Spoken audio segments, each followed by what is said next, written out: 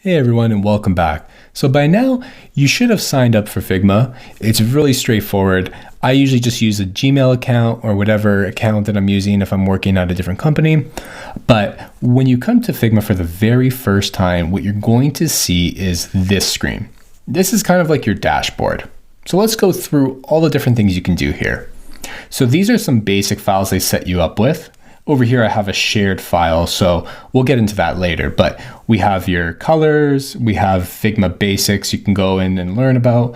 You have wireframing in Figma, you have prototyping. So they have a bunch of different things that you can already access. They kind of give you these little starter kits. Now, if we look to the left, we have our little account section. So if I go and click that, I'll see my email here, I'll see my name, I'll see all these different things that I could use, like especially if I'm in a team or if I'm working with an organization, a lot of that kind of stuff will be here.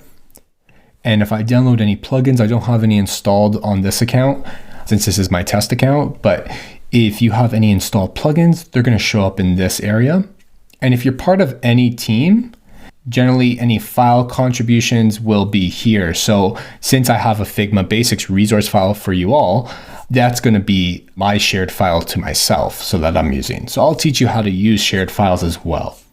So right now I only have Daniel's team and Daniel Schifano's team. So I really don't have any teams created because, I'm not on a team right now. I'm just working solo. And I know most people will do that on their personal account.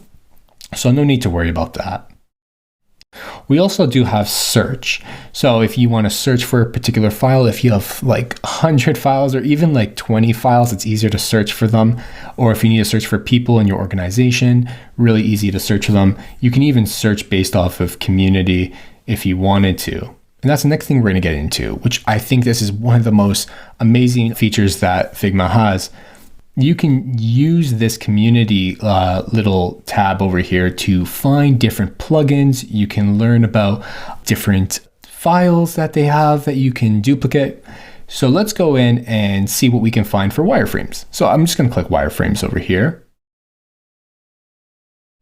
And if you notice, you'll see all these different files and plugins.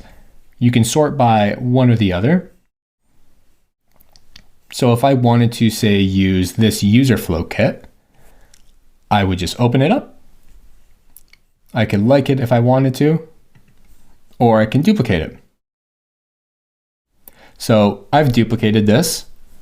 And now, as you can see, this is the file and it's open. Now this may be a bit confusing, but here, all I would need to do is, I'm just going to go back to this little button at the top here and click back to files.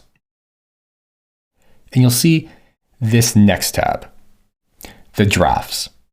So this is where all my drafts live. And drafts are essentially just little files or big files that don't have a project.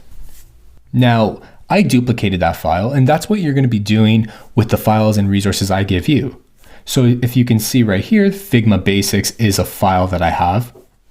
And I also have user flow kit. So if I wanted to create a project, I would just come over here. So this is called first project. If I wanted to, I can even create a new project. I can just say this is test. So I have test project. So what I'm going to do is I'm going to go back into my drafts. I'm going to click this. I'm going to open it up. So it's opened up in this tab. And I'm going to click this little drop down. And I'm going to click move to project.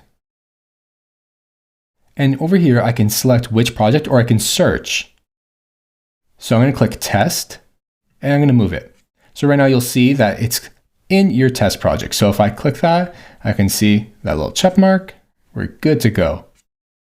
So when you do get a file in the resource section, what you're going to need to do is you're going to need to go to the file because you won't be able to edit it right away. You're going to have to click this drop down, click duplicate. And once you duplicate it, you'll have to go to your drafts and you'll see it in your drafts and you can go and move it anywhere you want. Now, we can see that I have my project here. I have another project. We have our drafts. You even have teams. You can create new teams if you want to.